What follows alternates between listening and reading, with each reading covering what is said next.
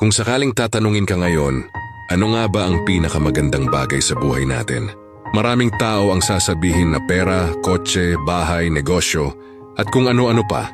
Pero ang totoo, lahat ng bagay na yan lilipas, pwedeng mawala, pwedeng maagaw at pwedeng maubos. Ang tunay na pinakamagandang bagay sa buhay ay yung mga bagay na hindi kayang bilhin ng pera.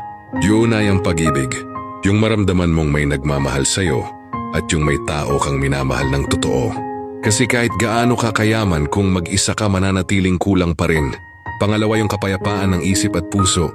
Yung natutulog ka ng walang mabigat na dinadala, walang kasalanang iniiwasan at wala kang iniinggitang tao.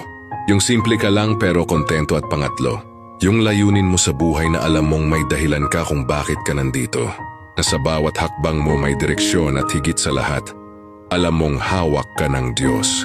Sa huli, ang pinakamagandang bagay sa buhay ay hindi nakikita sa mata, kundi nararamdaman ng puso, pagmamahal, kapayapaan at pananampalataya.